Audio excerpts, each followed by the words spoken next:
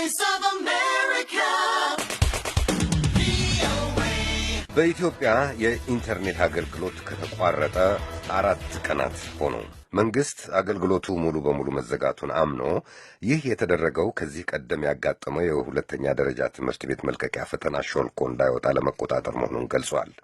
ተፈታኞቹም ከስጋትና ከመረበሽ ነፃ ሆነው በትኩረት እንዲፈተኑ ለማስቻል ነው ብሏል መንግስቱ። የዩኒቨርሲቲ መምህራንና የኢንተርኔት አምደኞች ድርጊቱን ይቃወሙታል። ለተነሱ ፖለቲካዊ ችግሮች መፍትሄ ከመስጠት ይልቅ ቴክኖሎጂውን ማፈን መፍትሄ አይሆንም ይላሉ። ጽዮን ግርማ ተጨማሪ አላት። የኢንተርኔት አገልግሎት የተቋረጠው ከማክሰኞ ግንቦት 23 ቀን ጀምሮ እንደሆነ አስተያየት ሰጪዎች ይናገራሉ። በዚህ ዕለት ቀን ላይ በኢንተርኔት ካፌ፣ በሌሎች የኢንተርኔት አገልግሎት መስጫ ቦታዎችና የእጅ ስልክ ኢንተርኔት አገልግሎት በድንገት ተቋርጧል። በመንግስት በኩል ኢንተርኔት በምን ምክንያት እንደተቋረጠ በይፋ ሳይነገር እስከ ትላንት ቆይቷል። የኢትዮጵያ መንግስት የኮሚኒኬሽን ጉዳዮች ህዝብ ግንኙነት ኃላፊ አቶ መሐመድ ሰይድ ለሮይተርስ የዜና ወኪል የኢንተርኔት መዘጋቱን አስመልክቶ እንደተናገሩት በአሁኑ ሰዓት የ10ኛና የ12ኛ ብሔራዊ ፈተና በመሰጠት ላይ በመሆኑ የዛሬ ዓመት ያጋጠመው የፈተና ሾልኮ መውጣት መልሶ እንዳያጋጥም መከላከልን ዓላማ ያደረገ ነው ብለዋል። ባለፈው ዓመት በኢትዮጵያ በኦሮሚያ ክልል ተቀስቅሶ በነበረው ተቃውሞ ምክንያት ተማሪዎች በአግባቡ ትምህርታቸውን ስላልተከታተሉ የፈተና መስጫው ቀን ሊራዘምላቸው ይገባል የሚል አቋም ባራመዱ ወገኖች አንድ ፈተና ሾልኮ መውጣቱ ይታወሳል። የህዝብ ግንኙነት ኃላፊው አቶ መሐመድ የሚሉትም ይህ ጊዜ እንዳይደገም ለመከላከል ተማሪዎች አእምሯቸውን ከጫና ነጻ አድርገውና ፈተናቸው ላይ ትኩረት በማድረግ ሳይረበሹ ለመፈተን እንዲችሉ ነው ብለዋል። ኃላፊው ኢንተርኔቱ ላይ የተጣለው የእገዳ ገደብ መቼ እንደሚነሳ አላብራሩም። ግንቦት 22 የተጀመረው ፈተና ግን እስከ ሰኔ 1 ድረስ እንደሚቆይ ታውቋል። ከሞባይል የኢንተርኔት አገልግሎት በተጨማሪም ሮይተርስ የዓይን እማኞቹን ጠቅሶ እንደዘገበው የገመድ አልባ ኢንተርኔት አገልግሎትም ተቋርጧል። እዚህ ጋር ቴሌ አንድ ዕቃ ይሄን ኮምፒውተር ገዝተን ኔትወርኩን ዘርግተን ቤት ተከራይተን ስንሰራ ይሄ ሁሉ ኪሳራና ወጪ አለብን አይደል እንዴ? ድንገት እነሱ ሲያቋርጡብን በቃ ድንገት ጥለው የምትሄደው ነገር አይደለም። ይሄ ነገር ኦልሬዲ ሴትልድ እዚህ በቃ እንትን ያለ ነገር ነው። ስለዚህ ይሄ ነገር ድንገት መቋረጡ ሳይነገረን መቋረጡ እንደገና ደግሞ ላልተጠቀምንበትም ደግሞ ከፍያ መጠየቁ አግባብ ነው ብዬ አላስብም። በኔ አመለካከት ብዙ መጉላላቶች ይደርስብናል። ሊዘገይብን ይችላል። መንግስት ይሄ ነገር ካወቀው ፈተናችን ውጤታችንም ሊዘገይ ይችላል። የምንፈተነውም ቀን ሊዘገይብን ይችላል። ቶሎ መፈተናችን ጥሩ ነው። ኢንተርኔት መዘጋቱ ጥሩ ነው ላለው ግን ሌሎቹንም ይጎዳል። እኛን ቢጠቅምም ሌሎቹን ይጎዳቸዋል። በዚህ ላይ የኢትዮጵያን ጉዳይ በቅርብ የሚከታተሉ 2 ወጣት የዩኒቨርሲቲ መምህርና የድረገጽ ጸሐፊዎችን ጋብዤ ጠይቄያቸዋለሁ። በአምቦ ዩኒቨርሲቲ መምህርና የኢንተርኔት ጸሐፊው አቶ ስዩም ተሾመና የቀድሞ የአምቦ ዩኒቨርሲቲ መምህር እንዲሁም የድረገጽ ጸሐፊው አሁን ደግሞ በኒውዮርክ ዩኒቨርሲቲ የሕግ ትምህርት ክፍል ሪሰርች ፌሎ አቶ ዘላለም ክብረት ናቸው። ዘላለምን የኢትዮጵያ መንግስት ኢንተርኔቱን የዘጋው ተማሪዎቹን በአግባቡ እንዲፈተኑ ለማስቻል ለ1 ሳምንት ከሆነ የተዘጋው ምን ችግር ያመጣል ብዬው ነበር። ብዙ ችግር አለው ብዬ አስባለሁ። ግን መጀመሪያ ነገሮችን እንዳስተካክለው ለመረዳት ኢንተርኔቱ አሁን ሙሉ ለሙሉ ተዘጋ እንጂ ከ2008 የካቲት ጀምሮ በተለያዩ የሀገሪቱ ክፍሎች ሶሻል ሚዲያዎች በተለይ አይሰሩም፣ በተከታታይ ማለት ነው። እንዳሁኑ ሙሉ ለሙሉ በሀገሪቱ መዘጋት ልዩ ያደርገዋል እንጂ ይሄ የቆየ ነገር ነው። ኦልሞስት ዓመት አልፎታል። ይሄ መዝጋት በደንብ በየቦታው የመረጡ ሶሻል ሚዲያዎችን ማስቆም። ሶሻል ሚዲያ በአጠቃላይ ደግሞ በሀገሪቱ ውስጥ ሜጀር የሚባሉ ሶሻል ሚዲያ ቱልስ ካለፈው ጥቅምት ጀምሮ ደግሞ ከጥቅምት 29 ሙሉ ለሙሉ ዝግ ናቸው። ሰው የሚጠቀመውም በሌላ መንገድ ነው። አሁን የበለጠ የተዘጋው ምንድነው? በአጠቃላይ ምንም አይነት ኮኔክሽን እንዳይኖር አድርጎ ሙሉ ለሙሉ ሞባይል ኢንተርኔትንም ብሮድባንድም ሁሉም ነገር እንዳይሰራ ነው የተደረሰው። በዚህ አግባብ መረዳት ያስፈልጋል ብዬ አስባለሁ። መጀመሪያ አዘጋቡ። ከዛ ስቀጥል ደግሞ ምን ችግር አለው ያልሽኝ፣ እኔ በጣም መሰረታዊ ችግር የሚመስለኝ መንግስት ኢንተርኔትን እንደ ጥፋት ነገር ነው የሚቆጥረው። ተማሪዎች ዲስትራክት እንዳይሆኑ እያለ ነው። አሁን ራሱ ተማሪዎቻችን እንዳይረበሹ ነው። እስኪቀጥላል እስከ 10 ቀን ወይም ከዛም ሊቀጥል ይችላል፣ አናውቅም ይላሉ። ማለት ኢንተርኔቱን እንደ ዲስትራክቲንግ ቱል ነው መንግስት የሚቆጥረው። ይሄ ነው የመጀመሪያው በጣም መሰረታዊ ችግር የሚመስለኝ። እንደ አንድ የልማት አካል ብዙ ሰዎች አሉ በኢንተርኔት ላይፋቸው የሚወሰን ማለት ነው። ብዙ ተማሪዎች አሉ ኢንተርቪው ቢደረጉ ውጭ ሀገር የሚማሩ። ይህ ሁሉ መንግስት ሕክምና የሚከታተል አለ በዚህ ዘመን ብዙ ቀጠሮ ያለው ሰው አለ ቼክ ያ ሁሉ እንዳይደረግ ሙሉ ለሙሉ መዝጋት ማለት እንዴት? በአንድ ሀገር ላይ የኢንተርኔትን ሙሉ ለሙሉ መዘጋት መቀበልን ቀርቶ ማሰብ ይከብዳል የሚለው ዘላለም መጀመሪያ መንግስት ኢንተርኔትን እንደ ጥፋት ኃይል ነው የሚቆጥረው ይላል።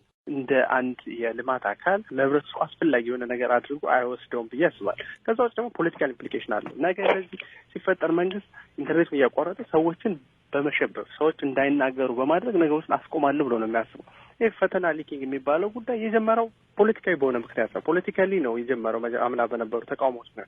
የፖለቲካዊ መፍትሄ መስጠት ሲገባው ለዛ ፖለቲካዊ ችግር ቴክኖሎጂውን ነው እንደገና አሁን መንግስት የሚያጠቃው ማለት ነው። ይሄ ቴክኖሎጂ ወደኋላ ያስቀራል። ብዙ ልጆች የኢትዮጵያውያን ከሌላ የሀገር እኩሎቻቸው ጋር እኩል እንዳይራመዱ ያድርጋል። ኢኮኖሚውን ብዙ ይጎዳዋል እያልን መሄድ እንችላለን። ነገር ግን መሰረታዊ እንዳልኩሽ ይሄ መንግስት ለኢንተርኔት ያለው አተያይ ይሄ የጥፋት አካል አድርጎ ማሰቡ ነው ስህተት የሚመስል። መምህሩና የድረገጽ ጸሐፊው ስዩም ተሾመ መንግስት ለኢንተርኔት መዘጋት የሰጠው ምክንያት ላይ ጥርጣሬ አለው።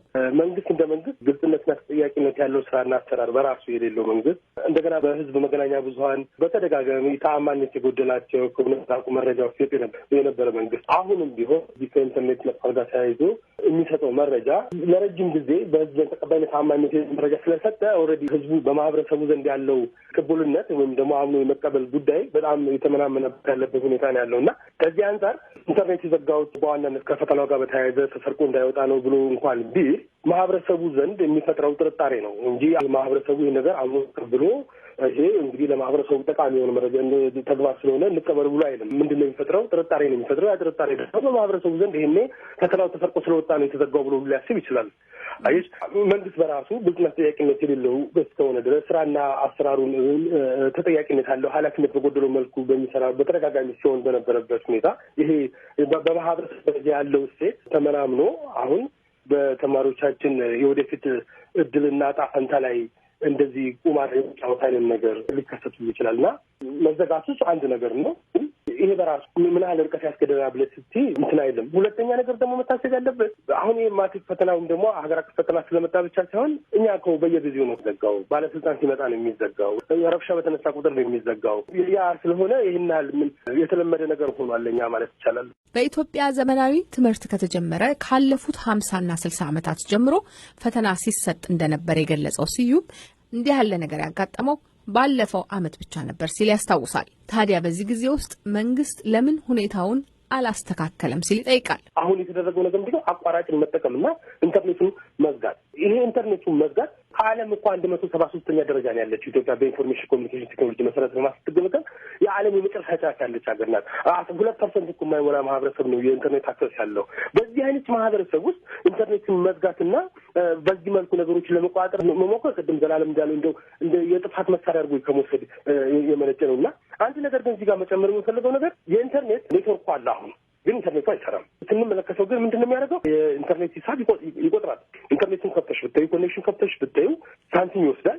ዳታ ይዞች ላይ ገብተሽ ማየት ትችያለሽ። እኔም ትናንትና ሙሉ ቀን ኢንተርኔት አልነበረም፣ ግን ወደ 96 ሜጋባይት ተጠቅመሃል ብሎ ነው ስማርትፎኑ የሚያሳየኝ እና ይሄ ራሱ በጣም ኃላፊነት የጎደለው ተግባር አይደለም። ኢንተርኔት ከተዘጋ ሙሉ ለሙሉ መዘጋት አለበት። ተዘግቷል ብለን እንደገና ደግሞ ኢንተርኔት አገልግሎቱን ሳናገኝ የአገልግሎት ክፍያ መክፈላችን ምን ያህል አግባብ ነው? ኃላፊነት የጎደለው ተግባር አይደለም ወይ ማለት ይቻላል። አሳዛኝ ነው በጣም። ዘላለም በበኩሉ መንግስት በዚህ ጉዳይ ላይ መፍትሄ ብሎ የወሰደው እርምጃ የሚያመላክተው የቢሮክራሲውን ደካማነት ነው ይላል። በሚስጥር መያዝ ያለበት የመንግስትን ስራ በሚስጥር መያዝ የማይችል ከሆነ ቢሮክራሲ ነገ የመኪና አደጋን ማስቆም አልቻልንም ብለው መንገድ እንዲዘጉ እንደማለት ነው። ምንም ሎጂካሊ ይሰራል። እንደዚህ ነው የተደረገው ማለት ነው። ይሄ ቢሮክራሲ በጣም ተዳክሟል። ምንም ካለፈው ዓመትም ሊማር አልቻለም። ከስህተት አይማርም።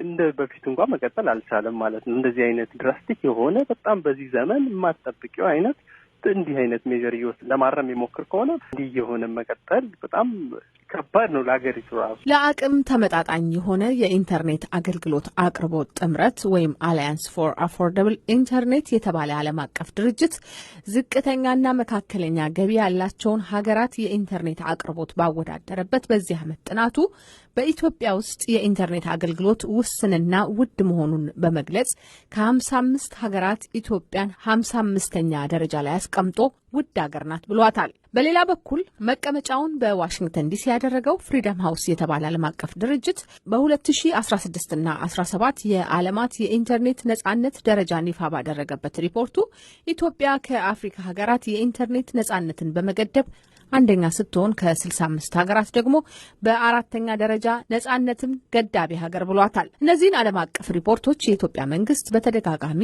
ማስተባበሉ ይታወሳል። ለአሜሪካ ድምጽ ጽዮን ግርማ ዋሽንግተን ዲሲ